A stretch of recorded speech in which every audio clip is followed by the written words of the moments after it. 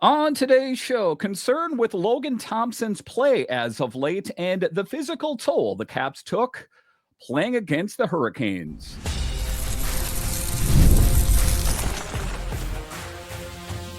Your Locked On Capitals, your daily podcast on the Washington Capitals. Part of the Locked On Podcast Network. Your team every day. Well, hello and welcome into this edition of Locked On Capitals, part of the Locked On Podcast Network, your team every day. My name is Dan Holme. I've covered the Capitals for the last 3 seasons for Locked On and various other outlets before that. I'm also the host of the weekly show called The Capitals Minutecast, available wherever you find your podcasts. And as always, I want to thank you for making this your first listen of the day.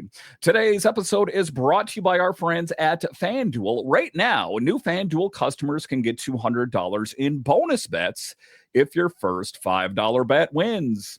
So in this edition of Locked On Capitals, that despite the Capitals losing to the Hurricanes in a great way, there was a standout performance, and that was from Ryan Leonard. What did we notice in the game with Leo? I'll talk about that a bit later. I'll talk about the physical toll that was taken in the most recent game between the Capitals and the Hurricanes. And I'm going to go ahead and say it was the most physical game the Capitals have had all season. I don't know what the analytics show about PIM minutes and all that kind of thing, but for me, in most recent memory, this was the most physical game that the Capitals have faced. It could have changed the fortunes of this team had there been a major injury because of that fight. I'll talk about that. But just to get it going here, I'm talking about Logan Thompson. And should we be concerned with what we have seen from him as of late? It was that Cinderella story all season long that, Logan Thompson finally found his home with the Capitals. He is second to Connor Hellebuck for Vezina voting. And I don't want to say that he has totally fallen squarely on his face, but we have seen some questionable play from him here as of late, giving up 3 goals in the first period, 3 goals with the first 12 shots, more specifically. Those are the things that have me concerned. And, it's not like Logan Thompson hasn't faced truly great teams this season, that it's a bit scary in a lot of ways. And, Rod Brindamore saying, what did the Capitals even have to play for in the first place? That there's a lot to play for. But the one thing, talking about Logan Thompson, Charlie Lindgren, the goalie tandem for the Capitals is, of course, I want the best netminder out there, whether it's Charlie, whether it's Logan. This is a time to push the pedal squarely to the metal because the Capitals worked so hard to get where they're at right now. We don't want our number one netminder faltering at the wrong time, I guess is what I'm going to say. So let's dive into that, the very latest surrounding Logan Thompson here.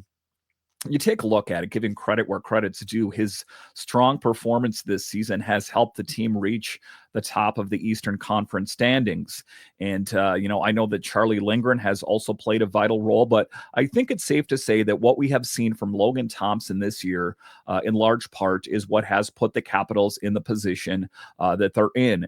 And as far as the defenders, the forwards, if you have a great netminder, there is a certain air of confidence that permeates the players out on the ice. If you have a netminder out there that you're a little bit, shaky on, I think that sometimes you can overreact. So I think all season, the Capitals players have felt confident with having LT between the pipes. But his recent struggle is what has me concerned. Thompson's season save percentage recently dropped from .915 to .910. More specifically, in his last 2 games, he stopped 15 of 22 shots in the 8-5 loss to the Sabres, and he stopped 9 of 12 shots in a 5-1 defeat to the Carolina Hurricanes. You take a look at it. That was a lot of goals for Logan Thompson to give up against the Sabres. And, despite the disparaging comments that are out there, a lot of raw talent, and I guess I'm going to say raw talent, if they could sprinkle in some veterans, that team could be next level. And then you take a look at the Carolina Hurricanes, and folks, these are the kind of teams, more specifically the Carolina Hurricanes, that the Capitals are going to have to face. And is Logan Thompson, is his head in the game? We hear about that upper body injury, and I'll talk about that a little bit more later here. But ultimately, what is going wrong with LT? I am moderately concerned, I guess you could say. But in that game, there was that injury concern. He left after the first period, and there was a lot of talk in the broadcast, on the TNT broadcast, about if they were going to pull Logan Thompson based on his play to start the first period. He seemed to be a bit more dialed in towards the latter half of the first period. But then, Charlie was in there anyway with that, upper body injury faced to Logan Thompson. Now, he sustained that upper body injury early in the game against Carolina. Spencer Carbery stated that Thompson will be reevaluated when the team returns to Washington. And as I record this, there is no news. But if we get kind of a tip here, I think that this kind of lets us all know the state of the Capitals is that Garen Bjorklund was reassigned to the Stingrays. So we know that Garen Bjorklund was playing with the Hershey Bears due to an injury. So given the fact that Garen Bjorklund has been assigned back down to the Stingrays, you get the feeling that Logan Thompson might be okay. Will we ever know the nature of that upper body injury? Probably not. My hunch was that it was a concussion spotter, but given the fact that he's returning this quick, at least ostensibly, he'll be in the mix against the Blackhawks. Maybe it was something different. Maybe he tweaked something. But the team dynamics, Charlie Lindgren started in Tuesday's victory over the Boston Bruins, stopping 17 of 19. And, you take a look at it, the Bruins, this is a far cry from what we've seen from the Bruins of old, but Charlie putting in a good performance. And, this is going to be the time, I didn't anticipate this, to be honest with you. I didn't, anticipate that the Capitals would be questioning what Logan Thompson has between the pipes. But, if he struggles in the game against the Blackhawks, at what point do you go, I guess we didn't plan for this, guys. Logan Thompson, that front runner for the Vezina, just knocking it out of the park. Is there the possibility that we'll have to go with Charlie Lindgren? It at least has to be in the back of their mind. But the Capitals, in general, they're optimistic about Thompson and that he'll be ready for the Stanley Cup playoffs later this month. Now, the one thing I know, and I've talked about this, ad nauseum, is the options that the Capitals have down in Hershey. Some people are like, all right, enough about the netminders in Hershey. But with that said, Hunter Shepard and Clay Stevenson are two really great options. I know there's been some issues with injury, that kind of thing. But when both of those netminders are A-okay, it does give you a viable option. Now, the future for projections. Prior to his recent struggles, Thompson was considered a potential Vezina Trophy finalist. Connor Hellebuck is the favorite, of course. There's Shesterkin in there. There's Vasilevsky. There's a lot of great netminders in the NHL. And I don't want to be too hard on Logan Thompson. I don't want this small sample size to overshadow the great body of work that we have seen from him this season.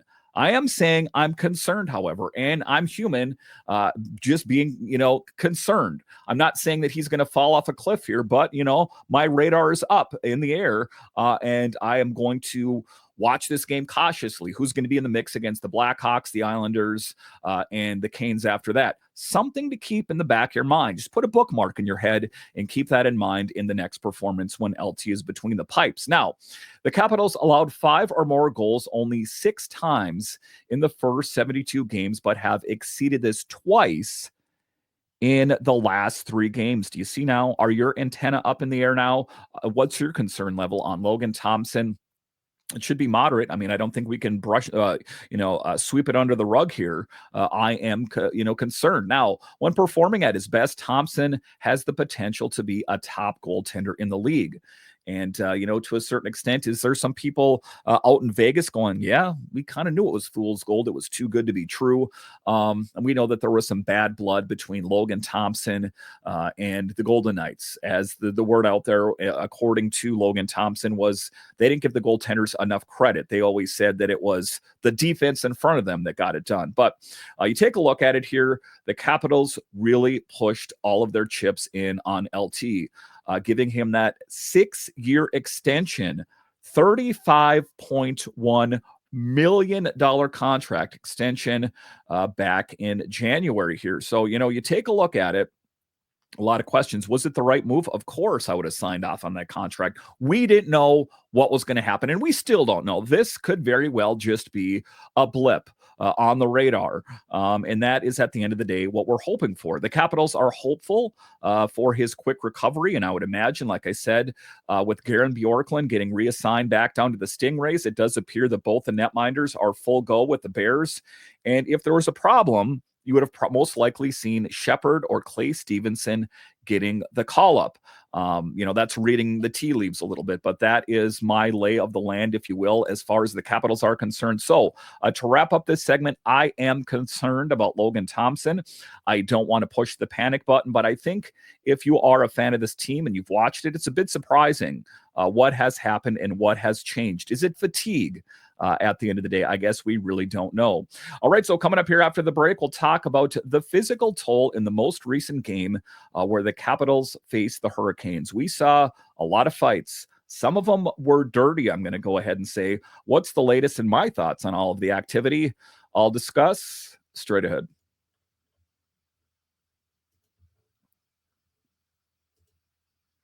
Daylight savings time snuck up on us again, and if you're feeling that lost hour of sleep, 5-Hour Energy has your back. The extra sunshine means more time for fun, but sometimes you need a little boost to power through. Now, whether you're staying up late to watch the NCAA tournament, squeezing in a round of golf after work, or just trying to keep up with your busy day, 5-Hour Energy gives you that quick, refreshing pick-me-up whenever you need it. I've been staying up late watching all of the tournament action, and 5-Hour Energy helps me keep up the next day. Now, let's face it, sometimes I do these shows. The Capitals don't wrap up their game till 9:30 at night, plus I wait for the press conferences and all that. I'm sometimes recording these at 11 or 12 o'clock at night. Got to be up at 5:30, so sometimes I need an extra boost. So now with longer days, I love getting outside for a hike or a run. Tropical Burst for me is my go-to quick boost. Now, whether I'm at a game or traveling, 5-Hour Energy is an easy to grab and keeps me feeling refreshed. So head to 5hourenergy.com to find over 15 flavors to choose from, including a watermelon, blueberry, and peach mango. You can even build your own 12 or 24 pack delivered right to your door. Need one now? Grab 5-Hour Energy shot at your local grocery or convenience store. They're everywhere. Stock up today and stay energized.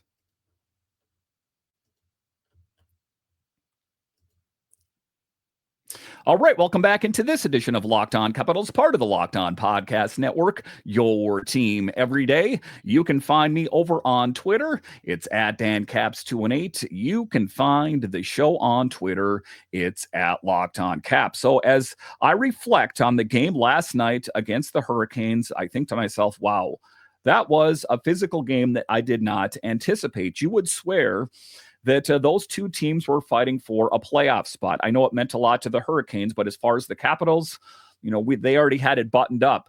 And like I said in the first segment, Rod Brindamore was talking about, I don't even know what the Capitals have to play for. First overall in the playoff there. But you take a look at it, the Capitals are still in it. They still want to win games. I'm still concerned when they're losing these games here. So as far as Rod Brindamore is concerned, he should know that. He wants his team to win game in and game out. But for the Capitals as far as that is concerned, it was a physical game. I'm talking Tom Wilson, Duhaime, Connor McMichael, that things really got out of control. And part of it, the hunch is that the Capitals played the night before, that maybe they were gassed. Maybe it was too much, and they laid it out all on the line in the game against the Bruins. But in any event, let's talk about the very latest in that rough matchup against the Hurricanes. Now, the big thing is, and I think the Capitals' frustration stems from that the Hurricanes got ahead in a hurry. It was 3-0 in short order. I want to say it was within the first 13 minutes of the game. It was the first period anyway, that the Carolina Hurricanes really took it to the Capitals. And the Hurricanes established an early 4-1 lead after that, showcasing their speed and intensity. And to be clear here, you take a look at the Hurricanes, it is a team that had some key departures, whether I'm talking about last summer or at the trade deadline, that we didn't know. We know that Rantanen was there for a millisecond and then went to Dallas, but they got some players in return as well, and it seems that they're paying dividends for the Caps. But like I said, Carolina head coach Rod Brind'Amour questioned the Caps' motivation, possibly in regards to securing the first overall position. And is it important? Sure. And as far as, other metrics, I'm talking President's Trophy, I don't put a tremendous amount of weight into it. If it happens, it happens, but there is also the President's Trophy curse. So those are all things to consider. But the concerning part for me was the on-ice confrontations. We know the Capitals have a lot of tough guys. Tom Wilson, Dylan McIlrath, Duhaime, Nick Dowd can throw down, and if really provoked, you don't want to wake up the bear, but Alex Ovechkin, see Svechnikov from so many years ago. But Tom Wilson had an encounter with Sebastian Aho late in the game, leading to heightened tensions. And what happened is that Tom Wilson went in for a hit, and Aho kind of spun out of it, and the stick kind of wrapped around and hit his knee, that knee that was surgically repaired a few years ago. I'm talking about the first round of the playoffs when the Capitals faced the Panthers. And, well, what did that mean? That was the end of Tom Wilson for that season. There was rumblings. There was murmurs out there that he would make his return. Didn't happen. We don't want to be without Tom Wilson, his physicality, his 30-plus goals. That's why tensions boiled over. Wilson attempted that body check. Aho avoided it, and accidentally struck Wilson in the knee. Capitals players, including Dylan McIlrath and Connor McMichael, confronted Aho while Strome engaged with Seth Jarvis. And the tough guys out there, Connor McMichael, we'll talk about him a little bit later. That's not a fight that he wanted. And I ultimately don't think he wanted it. I just think that was, a tough guy on the Carolina Hurricanes, and Connor McMichael got the short end of the stick. You know who the tough guys are out on the ice. Dylan McIlrath. I guess I'm not necessarily going to put Strome in that mix. Could surprise me, but all things considered, not the case. And Wilson, he expressed his frustration, asking Aho who would protect him during the altercation. And you take a look at it, there's not a lot of, true tough guys out on the ice. I guess Jalen Chatfield is the guy that wants to think he's a tough guy, as he picks on a guy that's smaller than him, slamming him down on the ice. So it was a valid question by Tom Wilson. As far as the Hurricanes, you want to take on the Capitals, you better pack a lunch. We got Wilson, we got McIlrath, who's actually in the mix. You got Nick Dowd, Duhaime, these kind of guys. Not to mention, there's some big frames out there. I would not want to take on Pierre-Luc Dubois or Alexei Protas. Not their intrinsic qualities, even though we see a little bit of that out of Pierre-Luc Dubois, but there are some big frames and some troublemakers, or deterrents, if you will, that could definitely get involved. But as far as the penalty breakdown, Hurricanes backup goaltender Peter Kotekov was seen laughing amid the chaos. It was a bit of a three-ring circus at points out on the ice. And again, going into the game, I did not anticipate this kind of extracurricular activity, if you will. You better believe we will see it in the next game against the Hurricanes, which is right around the corner. As far as Spencer Carbery, he noted increased aggression due to dangerous plays throughout the game. And, there were some, things out there that went uncalled. And I'm not that guy that likes to point to the refs were unfair, but I'm going to go ahead and say it.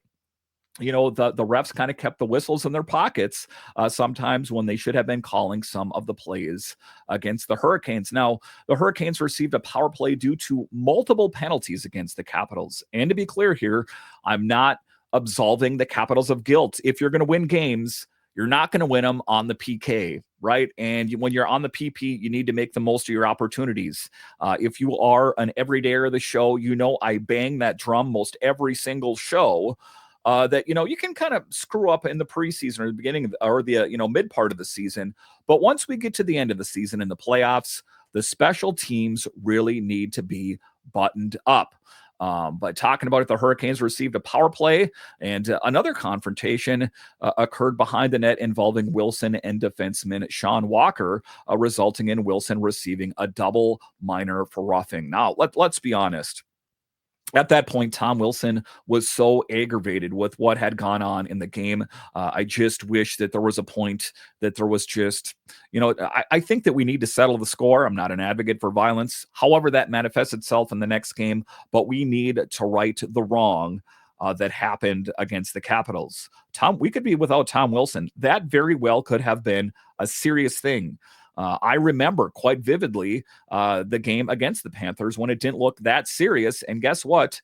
That was it.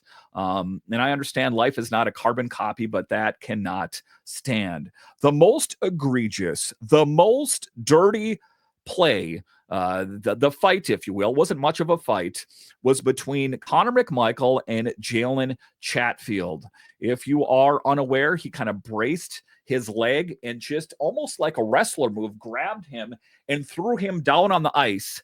And Jalen Chatfield knew that Connor McMichael was without his helmet. Had he faced a major concussion, it could have been serious. But the bad news, which I'm going to get to right now, is that there is not going to be any discipline aimed at Jalen Chatfield. Did you guys watch the game? I'm assuming if you're listening or watching this show that you did see it happen, and he is getting no punishment on that. So it is definitely something that is rubbing me the wrong way. Jalen Chatfield will not face any supplemental discipline for that takedown of Connor McMichael. I don't think Connor McMichael wanted that fight, but you're a man, you're out on the ice. If someone challenges you, you either hold on to him for dear life or you do what you can do. But in that case, Jalen Chatfield is a bigger, stronger guy than Connor McMichael, and he got the short end of the stick with a dirty, dirty fight move. I have not seen wrestler moves in the NHL before. And sometimes people are quick to point to me about Tom Wilson and when Panarin jumped on his back. Not apples for apples. They took that fight to Tom Wilson. Connor McMichael did not want that. And, thank God it wasn't any worse. Or what I'm hearing right now, there was, he was reaching for the back of his head, but luckily he didn't just snap his head back on the ice, or we could be without another key player. So this game, the physicality, the toll had quite the implications, or it could have. Now, the incident occurred during the final minutes of that 5-1 loss. Emotions were high during the game. McMichael got into a fight with Chatfield, resulting in a leg sweep that caused McMichael to crash to the ice. That was a scary moment. And after hitting the ice, McMichael was seen at checking the back of his head, but got up quickly. So there must have been some contact, and he's probably checking for blood. I've gotten hit in the head with ice and fights, that kind of thing. They bleed very bad. So he probably felt his head hit and thought to himself, well, if I did hit, there's going to be blood there. Luckily enough, I don't think that was the case. Spencer Carbery noted the game had dangerous plays without specifying, but we ultimately know what those plays were. The Capitals, like I say, will face the Hurricanes next Thursday in DC, and it is going to be a battle royale. Again, I'm not advocating for violence, but I want the Capitals to right the wrong. I'll let you read into that however you will, but the guys on the team that are known for doing certain things, I'm talking McElrath. Oh, I want him in the lineup, even if Roy's good to go. I want Tom Wilson. I want Duhaime, these kind of guys back out on the ice. So that's my stance on it right now, is that this cannot stand. The Capitals are a tough team. They're not a team that cowers to these kind of, situations. So I want them to take care of it however they need to take care of it. So you take a look at it. The Capitals need to learn a lot from this game. The game culminated in a total of 142 penalty minutes between both teams. A game that had little significance for the Capitals had a lot of significance for the Hurricanes. Things could have definitely gone out of hand in a hurry. And, you take a look at what could have gone wrong with Tom Wilson. He could have gotten injured. He could have also gotten suspended. We know that sometimes the water boils over in him and he can't control himself. So that's what we're looking for. The Capitals need to rest. as they have the Blackhawks on deck. And the one thing I wanted to make clear here, the Blackhawks are not good this year. We know that, but be prepared for battle and be prepared to win. Anything less will not do. All right, so coming up here after the break, we'll talk about the standout player in the game. Of course, Alex Ovechkin was one of the players, but Ryan Leonard really stood up and popped off the page. I'll discuss straight ahead.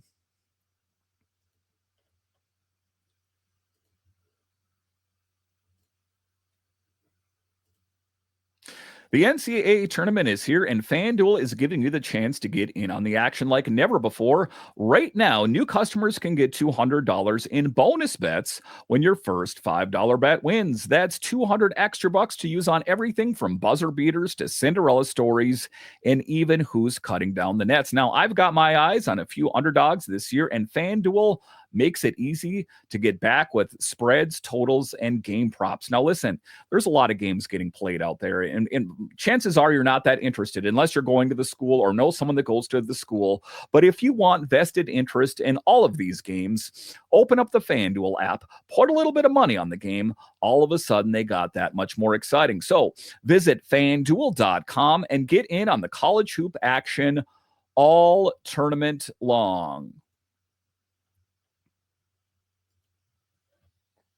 All right, welcome back into this edition of Locked On Capitals, part of the Locked On Podcast Network. It is your team every day. So standout players in the game against the Hurricanes. Well, Alex Ovechkin, of course, he's, slowly making his way. Not so slow, actually. I think there is a distinct possibility that he could catch Gretzky against the Blackhawks. I mean, could I see him putting up 2 goals? For sure. And then, crazier things could happen. He could score a hat trick, those kind of things. So those are the standout stories, one of the standout stories in the game. And I talked about that in yesterday's show, but another player that has made the most of his opportunity in only 2 games, mind you, is Ryan Leonard. Now, did he find the back of the net in any of these games? No, but he is getting more acclimated. That is something that is more and more apparent to me, and he's generating some chances. We're seeing that growth from Ryan Leonard, and that for me is encouraging. Again, to circle back to what I talked about in yesterday's show, we need to see continued growth. He has been given a lot of responsibility. He bumped a guy out of the roster that was on the roster all season. He needs to make the most, especially when we make it to the playoffs. I don't care if it's Ryan Leonard. I don't care who it is. The most qualified players need to be on the ice to give the Capitals the best shot at winning the game. So let's talk about that. Let's talk about what young 20-year-old Ryan Leonard was able to put up. And, another person that was very impressed was Spencer Carbery. He praised Leonard's performance, saying, quote, "Oh, I thought he was one of our best players on the ice," unquote. And like I said, he has been given quite a bit of responsibility already in his young career. I thought there was a possibility he could start the season on the 4th line. He has been given some top 6 minutes. But in that game, he logged 15 minutes, 45 seconds of ice time. That's quite a bit of time for a young guy, and recorded his first career shot on goal. Some people might be saying, Dan, you're setting the bar kind of low for this guy. Hey, again, his second game playing pro hockey. Not too long ago, he was playing NCAA hockey, and I get that. I would have loved for it to be the back of the net, but that is growth. That we saw him generating some chances in game number 1. He even looked more comfortable out on the ice, and it's just not that. He's getting in some pretty good hits. I call him Tom Wilson-esque. And some people say, well, he's kind of small. He's not that small of a guy. And if you want to rewind time and take a look at Tom Wilson's rookie year, he definitely bulked up over time. My trajectory, my thoughts on Ryan Leonard is he is probably going to hit the gym pretty hard this summer.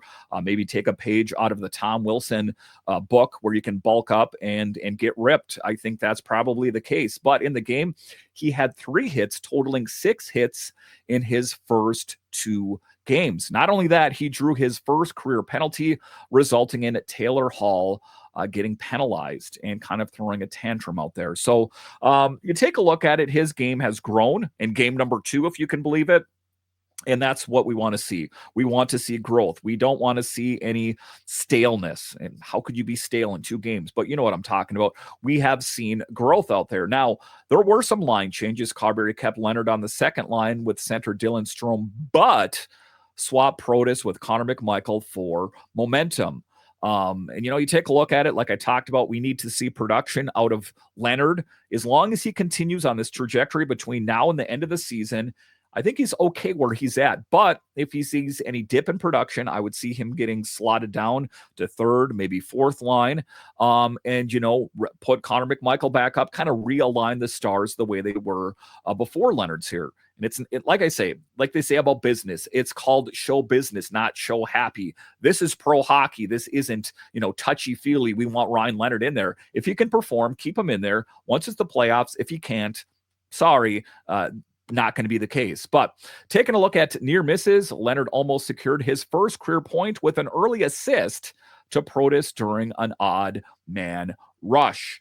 And what we've seen out there, you got to kind of concentrate on it because you can tell he's kind of getting the lay of the land a little bit there, that he's not a guy that's been there a long time. And give the guy a little bit of a break here. You take a look at the Capitals last season to start this season. How long did it take for them to learn Spencer Carbery's systems? Like half the year or more. So he is an intelligent player. He's got a good hockey IQ. He'll figure it out, but I think we need to give him a little bit of a break. But talking about his statistics in this short time, shot attempts +1, scoring chance differential +5, and high danger chances +6. In defensive strengths as well, a guy with a big frame, a guy that's not afraid of throwing around the body. The Hurricanes did not have any high danger chances while Leonard was on the ice. So stick that in your pipe and smoke it. All the Leonard haters out there, there's some. I'm just telling you, someone that covers this show, that they're like, hey, let's not get too crazy about Leonard. I'm not going to get too crazy, but I am going to say that he has shown promise in only 2 games in the NHL. So I agree with Spencer Carbery's assessment.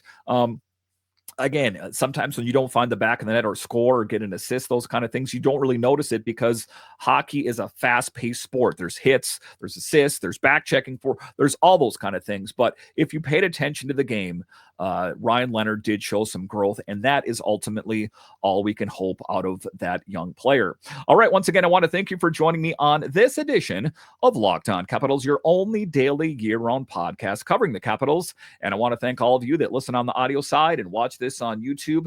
You are what makes this show successful. When you're done here, head on over to Locked On's or head on over to Locked On, where they have you covered 5 days a week, available wherever you find your podcasts and on YouTube. All right, once again, I want to thank you for joining me on this edition of Locked On Capitals, part of the Locked On Podcast Network. It is your team every day. My name is Dan Holme, and I'll talk to you again next time.